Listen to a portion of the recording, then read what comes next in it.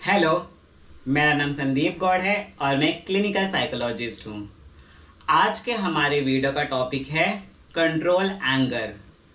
आप अपने गुस्से को कैसे कंट्रोल कर सकते हैं, क्योंकि कितने लोगों को प्रॉब्लम होता है जिनको शॉर्ट टर्म बहुत ही जल्दी एंग्री हो जाते हैं, बहुत ही जल्दी गुस्सा हो जाते हैं, तो उनको समझ में नहीं आता कि अपने आप को कैसे कंट्रोल करें। तो इस वीडियो का यही टॉपिक है कि आप अपने अंदर के गुस्से को, आपके अंदर जो भी गुस्सा है या एंगर है उसको कैसे कंट्रोल करें। उससे रिलेटेड कुछ इंपॉर्टेंट बातें मैं आज आपको इस वीडियो के जरिए बताने जा रहा हूँ, कुछ टिप्स। तो अगर आप इस टिप्स को फॉलो करोगे अपनी लाइफ में, तो आप अपने अंदर के जो गुस्सा है, आपके अंदर का जो एंगर है, आप उसको कुछ हद तक या थोड़ा बहुत या कुछ भी, कितने भी हद तक आप जितना भी इसको फॉलो करोगे उसको कंट्रोल कर पाओगे। तो सबसे पहला इंपॉर्टेंट होता है कि अपने एंगर को कंट्रोल करना, कि आपको अपने एंगर को पहले समझना पड़ेगा, कि आपको अपने गुस्से को पहले समझना पड़ेगा। Understand your anger. आपका गुस्सा कितना है, किस हद तक है, कब आता है, किस सिचुएशन में आता है, किन बातों में आता है, किसके साथ आता है, कितनी बार आता है। ये सारी बातों को सबसे पहले आपको अपने लाइफ में समझना पड़ेगा, क्योंकि वो गुस्सा भी आपका है और आप अपनी पर्सनालिटी को खुद जानते हो, खुद पहचानते हो। क्योंकि जो व्यक्ति होता है वो फॉर एग्जाम्पल, मैं अपने आप को जितना जानता हूं, मैं अपने आप को जितना पहचानता हूं, उतना और कोई नहीं पहचानता दूसरा। क्योंकि दूसरे मेरे दिल की बात नहीं जान सकता, या मेरे मन में क्या चल रहा है, या मेरी पर्सनालिटी कैसी है। भले ही हम साइकोलॉजिस्ट हैं, पर साइकोलॉजिस्ट भी ऐसा होता है कि वो अपने पेशेंट को पूरी तरह से 100% तो नहीं जान सकता है ना। या भी किसी भी साइकोलॉजिस्ट में कितनी भी काबिलियत क्यों ना हो, वो 95% या 99% जान सकता है। बट जो वो 1% होता है ना, वो 1% वो साइकोलॉजिस्ट या साइकेट्रिस्ट अपने पेशेंट को भी नहीं जान पाता। तो इसलिए आप अपने आप को सबसे अच्छी तरह से जानते हो, पहचानते हो, तो आपको सबसे पहले अपने गुस्से को जानना है और पहचानना है कि आपका गुस्सा कब आता है, क्यों आता है, कितनी बार आता है। एक दिन में आता है, एक दो दिन में आता है, बार बार आता है, लगातार आता है, किस बात पे आता है, किस सिचुएशन पे आता है, किसके साथ आता है। ये सारी बातें आपको पहले खुद को जाननी और पहचानने सबसे ज्यादा जरूरत है उस एंगर को कंट्रोल करने की। क्योंकि जब तक आप अपने गुस्से को पहचानोगे नहीं, तब तक आप उसको कंट्रोल कैसे करोगे।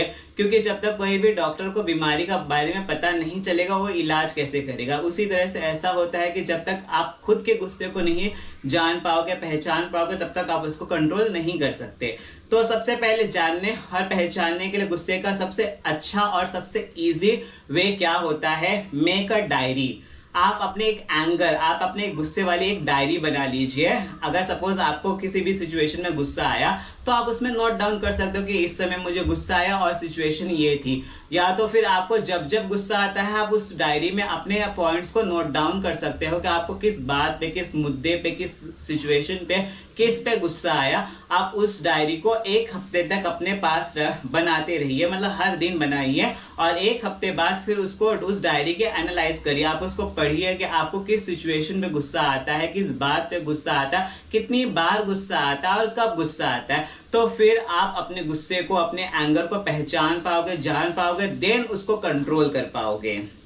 ये हो गई आप अपने गुस्से को कैसे पहचाने। देन उसके बाद आप उसको कैसे कंट्रोल करें। उससे सबसे इंपॉर्टेंट क्या होता है कि जब भी आपको गुस्सा आता है, तो इंपॉर्टेंट क्या होता है कि अपने आप को काम डाउन करना। और वो काम डाउन कैसे होगा, सबसे इजी वे होता है मेडिटेशन करना, जो मैं आपको बता चुका हूं कि मेडिटेशन कितना इंपॉर्टेंट होता है आजकल सबके लिए। हर किसी को मेडिटेशन तो एटलीस्ट डे में 5 मिनट्स या 10 मिनट्स करना चाहिए। क्योंकि मेडिटेशन आपको अंदर से एक सुकून पहुंचाता है, एक शांति देता है, और आपको एक स्टेबल रहने की शक्ति प्रोवाइड करता है। तो मेडिटेशन करेंगे तो आपके अंदर का गुस्सा भी धीरे धीरे कंट्रोल हो जाएगा। आप खुद के इमोशन को फिर कंट्रोल कर पाओगे, खुद को, अपने एंगर को भी कंट्रोल कर पाओगे। Then use humour thing to release your tension. आपको अपने अंदर, मतलब अपने अंदर या किसी के अंदर कुछ ऐसे बोलते हैं ना कि अच्छी बातें देखनी चाहिए, कि जिसको देख के आपके चेहरे पे मुस्कान आए, हंसी आए, या आप हैप्पी फील करो। जब वो ऐसी सिचुएशन होगी ना, तो आपके अंदर का जो एंगर है ना, वो धीरे धीरे खुद ही कंट्रोल हो जाएगा। देन उसके बाद आप कर सकते हो प्रैक्टिस रिलैक्सेशन स्किल्स। आप खुद को कैसे रिलैक्स करो, उस स्किल्स को आप ना प्रैक्टिस कर सकते हो। एक दिन में एक बार या 2 दिन में एक बार या जब भी आपको टाइम मिले आप उस स्किल्स को प्रैक्टिस कर सकते हो अपने आप को रिलैक्स करने की। तो फिर जब जिस समय गुस्सा आए ना तो उस टेक्निक को आप यूज करोगे खुद को रिलैक्स करने की, तो ऑटोमेटिकली आपका गुस्सा कम हो जाएगा। देन सबसे इंपॉर्टेंट होता है बेटर कम्युनिकेशन। आप जितना लोगों से कनेक्ट करोगे, कम्युनिकेट करोगे, अपनी बातें शेयर करोगे, उनकी बातें शेयर उनसे पूछोगे, एक दूसरे के नॉलेज को एक्सचेंज करोगे, तो आपके अंदर की खुद ही काबिलियत बढ़ती जाएगी और आपका जो गुस्सा है वो धीरे धीरे खुद ही कंट्रोल होता जाएगा। Then think before your self. कभी भी ना आप बोलने से पहले सोच लिया करो कि जब आपको पता है कि हाँ इस सिचुएशन में मुझे गुस्सा आने वाला है, तो आप उस सिचुएशन में आप जो भी बातें बोलने वाले उस चीज को बोलने से पहले आप एक बार सोच लो। फिर जब आप बोलोगे ना तो आप बहुत ही पोलाइटली बोलोगे, नॉर्मली बोलोगे और बहुत ही कम वर्ड में बोलोगे और अच्छे वर्ड में बोलोगे, तो वो सिचुएशन ऑटोमेटिकली अवॉइड हो जाएगी गुस्से वाली। तो आपको बोलने से पहले एक बार सोच लेना चाहिए। Give some exercise. अपने आप को अपने लाइफ में, अपने डे टू डे लाइफ में कोई ना कोई एक एक्सरसाइज आपको ऐड करनी चाहिए। चाहे आपको जिमिंग पसंद है, नहीं पसंद मत जाइए। आपको फुटबॉल पसंद है, क्रिकेट पसंद है, जॉगिंग पसंद है, वॉकिंग पसंद है, आपको जो करना है आपकी लाइफ में, there is a lots of exercise in the world. आप कुछ भी अपना सकते हो अपनी पर्सनालिटी के अकॉर्डिंग, आपको जो पसंद है उसके अकॉर्डिंग। तो ये सारी छोटी छोटी बातें जब आप खुद अपने अंदर उतारोगे या ढालोगे तो आपके अंदर का जो गुस्सा है धीरे धीरे खुद कंट्रोल हो जाएगा।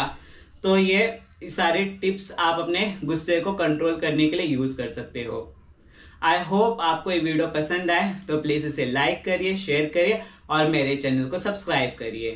Thank you.